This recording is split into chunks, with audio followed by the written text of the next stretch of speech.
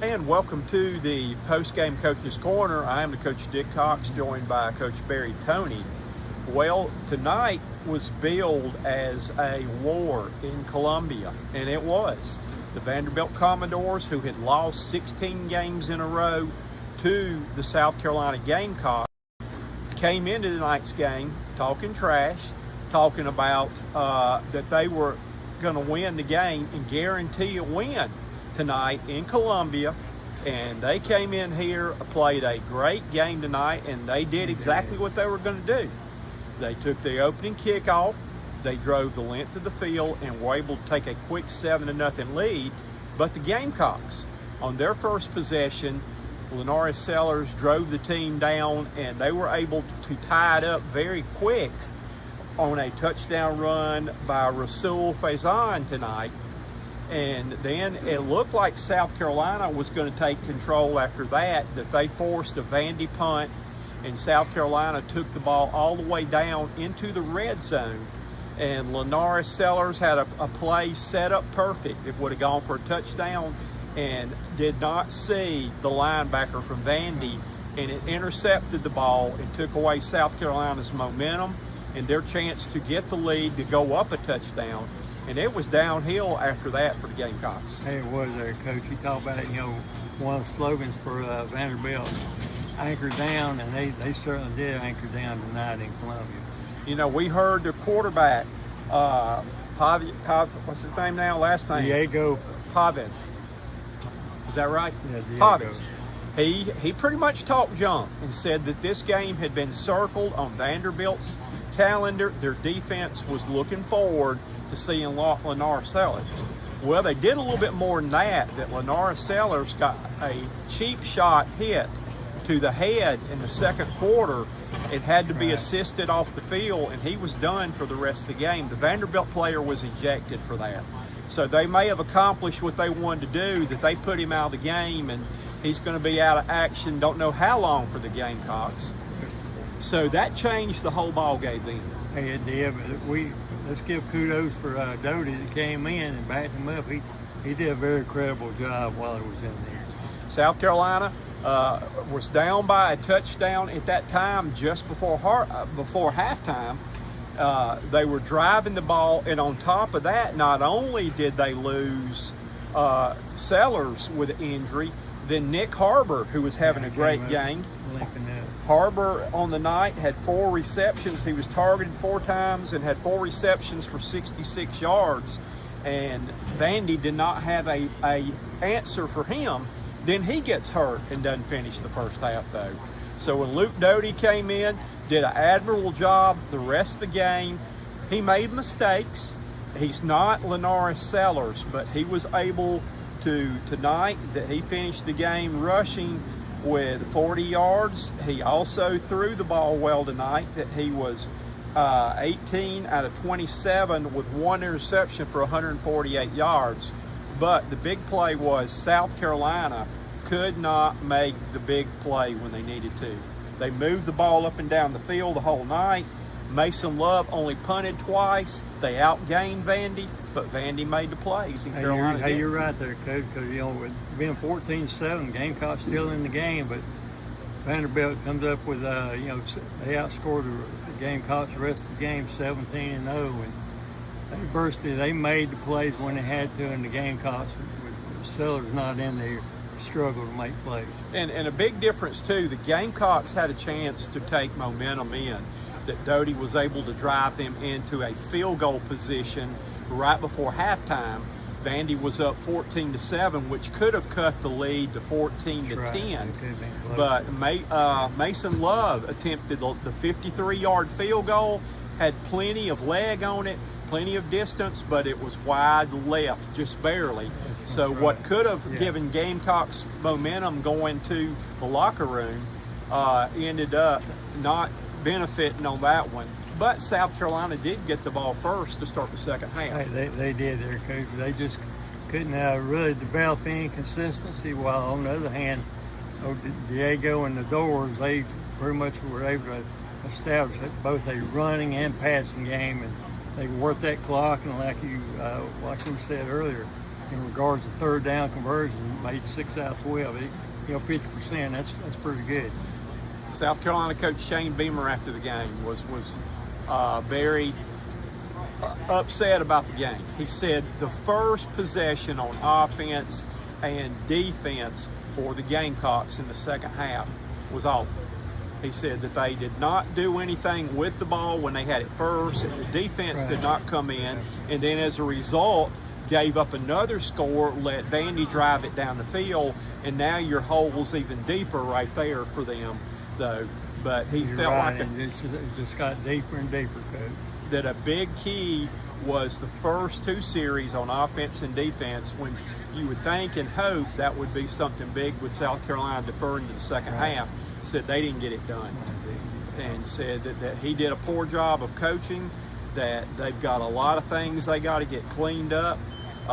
When asked about would Doty be the quarterback next week, and about if he cannot, if Sellers cannot play, he would not comment on that. He said that we don't even know what's going on, but he said that the quarterback position would be up for grabs. He said, I'm not definitely saying that it would be Doty, or what we do is it would be up to for grabs as far as that. I have to start working on that right away, because the trip next week to Columbia, Missouri, that's going to be a big game for both schools.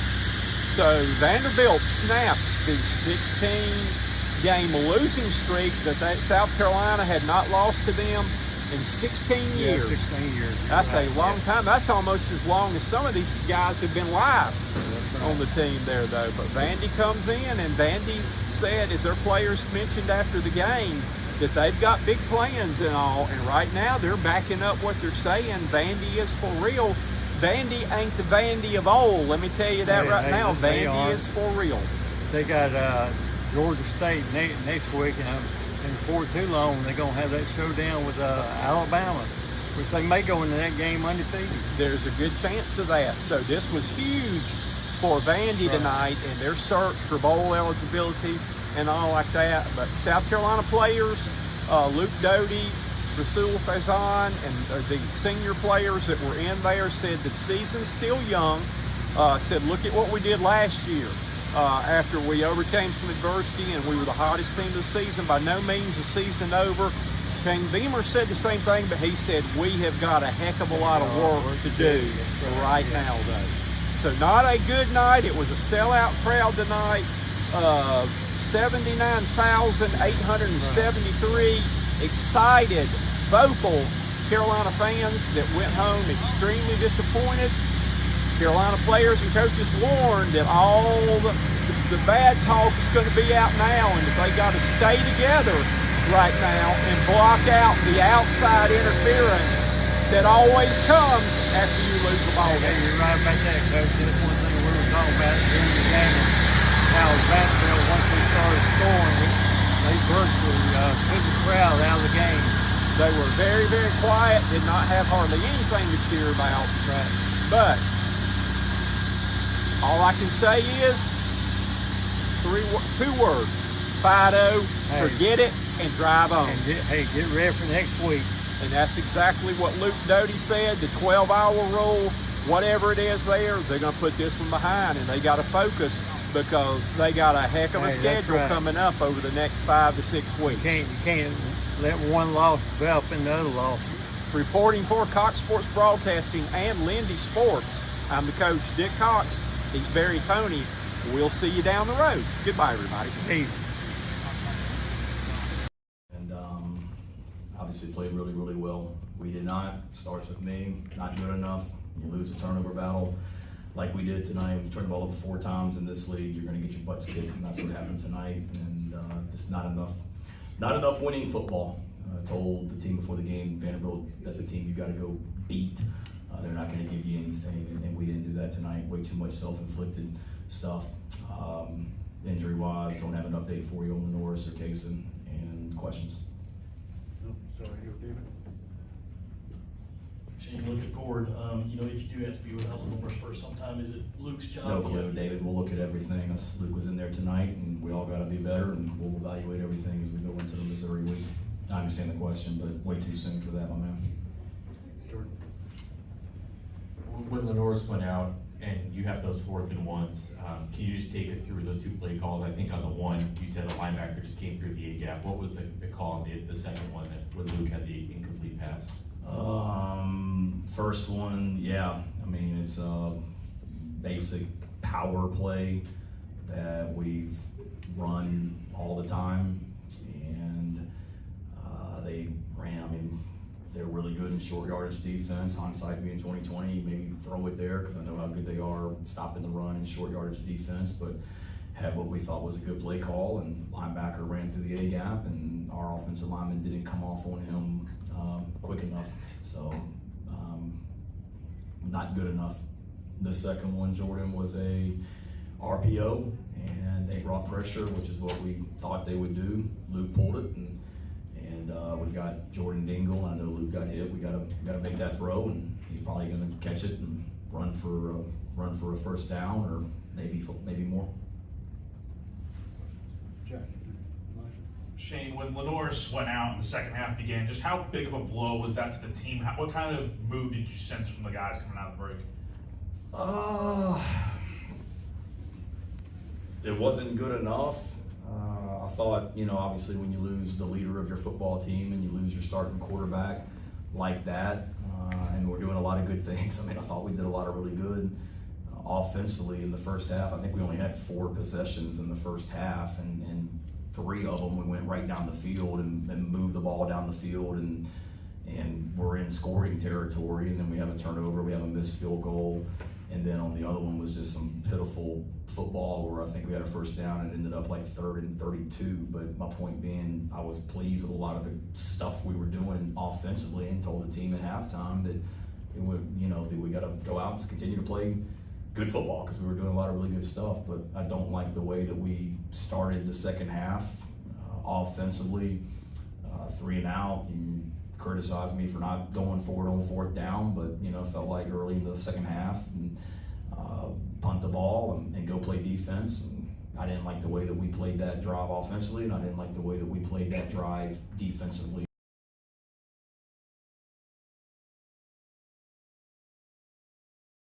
We're a physical team. They want to win in all 3 phases. We want to win in all 3 phases. But what was important to me talking about the history of this rivalry, this game, was the fact that the last head coach to beat South Carolina was Bobby Johnson. And obviously Bobby was my coach. And, Bobby means so much to me. He means so much to our Vanderbilt family and our community. You want to talk about a first-class human being. And as a player here, I was here during a time where we didn't have a lot of success, and I think the silver lining I took was hopefully the time I invested, the work that we put in, we did to set up guys like Earl Bennett for the success he had and for the 2008 bowl game that was won. But I watched Coach Johnson and his staff work tirelessly and never once blamed the team. Always came in on Sundays, no matter how poorly we had played, with on his yellow notepad the things that we needed to do to improve. And I know I wanted Coach to be with us tonight. He wasn't able to be here. I know he and Catherine watched the game. I just want Coach Johnson to know that we love him and that he is here with us, and that performance was for him, that we wanted to win this game for Coach. How much I admire him and respect him, and how grateful I am that he gave me the opportunity he gave me, and then chose to coach me the way he coached me. And I want to take this moment to honor him. So thank you for that. Happy to answer questions. I guess with that being said, could you just elaborate on, first of all, what he means to you and what it means to do the same thing? Why are those things intertwining so special to you? It's just about, he was here in 2021 when we played them so close, and the heartbreaker that was. Coach is fighting through some things right now, and he just needs to know that this community loves him and respects him and appreciates him. That's why it's important to me. And it just so happens that he's from Columbia. I mean, he's a South Carolina guy. he lives in Charleston now with Catherine, and this is special for them. And I want to make sure they know that they're a part of us. Coach, you guys went a combined 7 for 13 between third and fourth down tonight. Just what was working so well on the downs that mattered the most? You know, those conversion downs are about focus and execution. I mean, I think the play designs were good. You know, Tim Beck delivered again. I got to give him credit. And obviously then the players have to take the call and execute on the field. But I thought we had really good design, that we had players stepped up. A couple of those were, you know, longer conversions that, you know, typically tip against the offense. But when you have the O-line playing the way we were playing, guys like Diego and Eli and James Lassiter, you know, they delivered. And so obviously I think the way we play on offense sets us up for, you know, manageable third downs. Tonight, some of the bigger stories were the chunk gains we got on third downs to extend drives that ended up in the end zone. Coach, the defense, 4 turnovers. We win a lot of games when we do that, right? What happened defensively that went so well today? Well, I mean, I was proud of the way we attacked the ball. I thought Zalen's interception early in the game was a huge play. I think that may have been the biggest of the 4, because I felt like we were on. Luke, I know this is the chance that you always do, you know, to stay ready for a chance like this, but you see Lenoris goes down, what's the first thought, and then what? How do you think you played? Just move the ball down the field, put together a good drive. Obviously, you hate to see, you know, your starting guy, you know, the guy that commands the offense go down. But you know, it's on me to, you know, stay ready. And you know, my mindset going into it was just put together a drive, get first downs, move the ball down the field, and feel like we did a good job of that pretty much all night. You know, just putting drives together, being consistent in the pass game. Just got to be better in a lot of areas on my part, and just as an offense as a whole. Go way in the back. Luke, coming out of halftime after you found out Lenoris wasn't coming back in, did he tell you anything going into the second half? No, he was back getting checked on by the doctors, but just went and talked to him for a second. Told him, you know, we've got his back, and we're gonna do what we can to you know, come back and win this thing. And you know, it's unfortunate we didn't, and you know, that's on me and, you know, all of us. So you know, just wish him a speedy recovery, and you know, he'll be back soon. Luke, over here. Obviously, we don't know. No one knows the severity of what Lenoris' injury is, but what did you see out of yourself good-wise that you can take that makes you feel like, yeah, I can handle the role of being the starting quarterback moving forward if we need you? Yeah, I mean, just commanding the huddle, commanding the field, having my eyes in the right spot pre-snap, and just overall just coming in prepared. And I feel like I did a good job during the week, you know, just preparing like I do, preparing like the starter. So something ever does happen, I'm ready to go, you know, when my number's called. Both you guys. But, well, you know, what did you think? You were able to hit on big plays all night and move the ball. You didn't have to punt very much, but it just seemed like in critical situations you couldn't come up with a big play. What do you think was the cause for that? I mean, I think it goes back to, you know, it goes back to the offense as a whole. We just got to do a better job of executing.